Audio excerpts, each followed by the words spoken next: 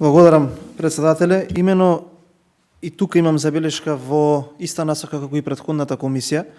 Ке го кажам ставот на ВМРО ДПМН е дека ние не сме против намалување на глобите, но сепак мора да се внимава каде се намалуваат глобите со цел да не предизвикаме и да не мотивираме девијантно однесување, кое што земено во обзир на малените казни, ке може да ги мотивира оние кои што се сторители на вакви дела да го повторат, имајќи во пребит на малените казни.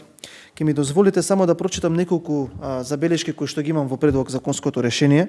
Со овие измени се намалува времетраењето од 3 на 2 години за забрана на правното лице за вршење на производство, поправање или промет со оружје, муниција и делови за оружје, односно забрана за употреба на цивилно стрелиште со траење од најмалку 3 месеци до 2 години, сметајќи го денот на правосилноста на одлуката при направен прекршок од ставот 1 на членот 79.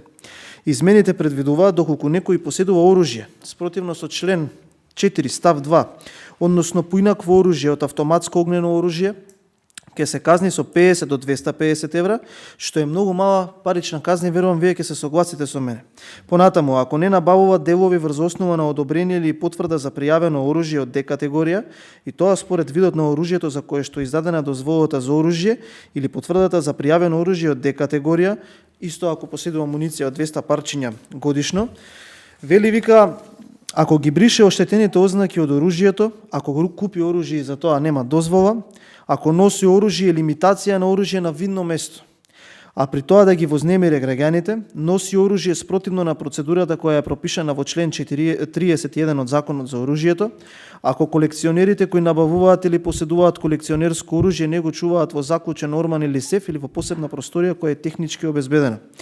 Исто така има премали казни во однос на обнова на дозвола во дадениот рок, како и пробно исполкување на оружје, односно пријавување на оружјето. Наместо глоба од 600 до 1000 евра, со измените се воведува глоба од 50 до 250 евра.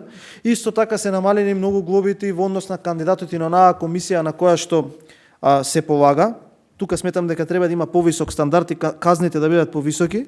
Неколку можеби во сегашниот закон кој што не е променет, но сепак треба да бидат приспособени на тежината на делото кое што може да се стори со оваа работа.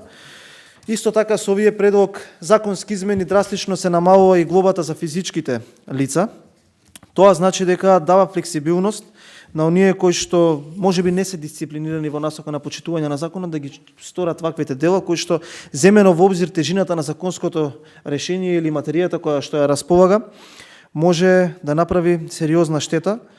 Јас сметам дека вие како предлагач на овој закон треба да го повлечете законот и да направите соодветни измени на законот на прекршоци кои се однесуваат и законот за оружје, за потоа може да се додаде измена и на овој закон. Зошто го говорам ова? Затоа што тие глоби треба да бидат во насока на превенирање на одредено дејствие, а во не насока во стимулирање на одредено дејствие кое што може да одземе човечки животи. Ако го прочитате подробно законот, ќе разберете дека доколку ги воведеме ваквите глоби, ние утредента ќе бидеме приморани да реализираме во насока на одредена интервенција откако ќе се случи делото, а не да го спречиме делото со малку повисоки глоби. Забелешката ми е дека глобите треба да се намалуваат, ама треба да се внимава каде. Минатиот пат, жалам тука што не е присутна државниот секретар на Министерството за внатрешни работи Магдалена Несторовска, имавме одредена вака дискусија која што сметам дека беше прифатлива и за членовите на комисијата, за председателот и за нејзе како повереник и предлагач на овој закон. Така да внимавајте што се предложува, затоа што барем од вашето министерство и од извештаите што можев да ги видам и од 2017, 18, 19 година, ваквите случаи не се баш занемарливи, не се баш во мал процент.